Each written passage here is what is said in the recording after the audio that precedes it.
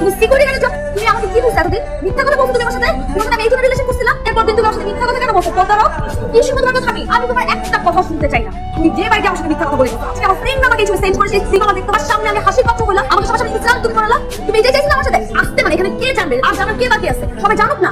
তুমি আমার সাথে কত টাকা বলছো? আচ্ছা আচ্ছা, আমি তো এখন বুঝতে পারতেছি কেন তোমার বাপ দাদা সকালে ঘুরতে করতে কেন চামচি খায়। তুমি এই জন্যই খাইছো। তুমি আমার সাথে যে বাড়ি মিথ্যা কথা বলে কত আমি তোমার চেহারা নেক্সট টাইম দেখতে চাই না। সিকিউরিটি তুমি না বলছো তোমার ভাই চাকরি করে, তোমার সাথে সিকিউরিটি চাকরি করে ধোকা হবে আমাকে। নেক্সট টাইম করে যোগাযোগ করবো না সিকিউরিটিটা। কত লোক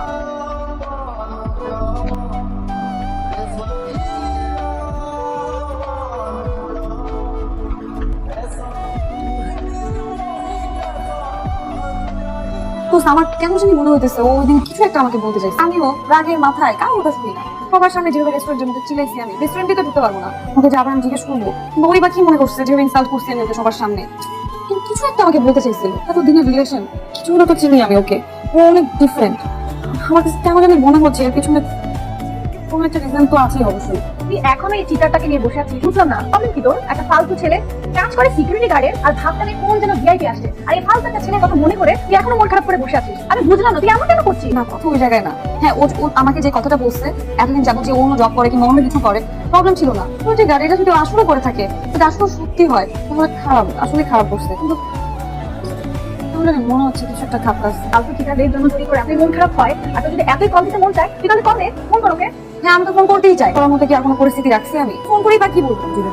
আমার ফ্যামিলি মেনে নিবে সম্ভব? বুঝলাম না। আরে এক ইন্টারভিউ দিয়ে এগিয়ে থাকলে একটা হয় আরেকটা হবে, তো অভিজ্ঞতা তাই না? ইন্টারভিউ দিলে থাকলে তা তো না, মানুষের অভিজ্ঞতা হয় ঘরে থাকে বিশ্রাম নেয় সারা রাত। বারবার কিছু যেখানে না যায় এদিকে না যায় এদিকে না যায় ইন্টারভিউ অফিস দিতে হবে না, ক্ষমতা আমার অফিসে তোমার পারমিশন চাকরি ঢুকতে পারে না, তোমার পারমিশন চাকরি বেরোতে পারে না, চাবি তোমার কাছে থাকে, ঠিক আছে নেই দেওয়া আমি দিতে সমস্যা চাকরি হয়ে গেল। হ্যাঁ হয়ে গেছে।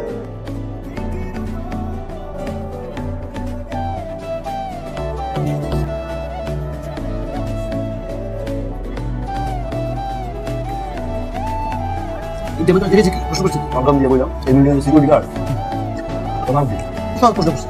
বলেছি হ্যাঁ বল বল দিও না তোর মনে হয় কোনো সমস্যা আছে? তুই আমার কথা বলছিস? বড় ভাষা নষ্ট করে দেবো। চাকরি একটা পাইছো দেখে আমার একটা কাল কাজ হয়ে গেছে। আর ফাইদাম করছিস? আমি তো সিরিয়াস জিজ্ঞেস করছি কি জিজ্ঞেস আমি তো সিরিয়াস নিই এটা প্রশ্ন করছিস? এটা প্রশ্ন করছি আনসার দাও চাকরি হয়েছে চাকরি কেমন হয়েছে? বাচ্চা দেখে খুশি। ওকে বলিস শার্ট প্যান্ট কিনবি, এটা শার্ট লাগবে না, ঘড়ি কিনবি, শার্ট প্যান্ট কিনবি, একটা আমি দিয়ে দিচ্ছি কিছু টাকা আলগা করে আসি। ওকে কিনবি একটা স্ত্রী কিনবি, সকালবেলা আমি তুই তো অফিসিয়াল বস তার মধ্যে দিবি একটা সিকিউরিটি গার্ড। আমার ভাইয়া তো বড় বস, আমি খুশি হবো। জলে চলে আমার খাও আমি নিচে পাইছো এটা খাও আমি দিচ্ছি খুশি হবো। আচ্ছা অল্প না আসলে এই যে কাম করতে আপনি সৌদি লাগেন ও ভাই আপনি আমার স্যার, আপনি আমার বস। আমি ছেড়ে উঠতেছি। আমার স্বপ্ন ছিল আমার বাইরে আমি ছেড়ে দেবো।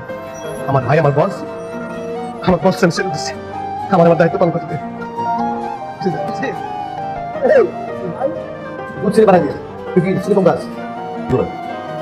রেগুলার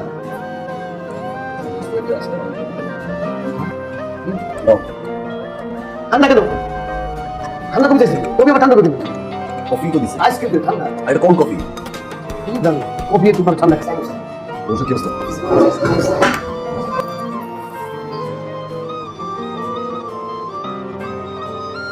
ফ্রেন্ডদের জন্য সবাই এমন ভাবে হাসি তামাশা করছিল আমাকে নিয়ে, তোমার পিকচারটা খুব ইনসাল্ট ফিল হচ্ছিল। আর রাতে আমি তোমাকে কিছু বলতে চাইনি, কিন্তু ওরা যেভাবে ধরলো আমাকে, তখন রাগের মাথায় তোমাকে এসে কথা কিভাবে বলতো তোমাকে তখন বোঝা উচিত ছিল আমার। আমিও কি রাগের মাথায়, তুমি তো জানি আমার রাগটা একটু বেশি উঠাট হয়ে যায়। সরি, এখন এ বিয়েতে আমার কোনো আপত্তি নেই। সত্যি প্রমিস। মানে আমার ভাই এখন সিকিউরিটি, যদিও আমি এখন জব করি, বাট তারপর যদি এখন আমার ভাই অসুস্থ হয় প্রক্সি।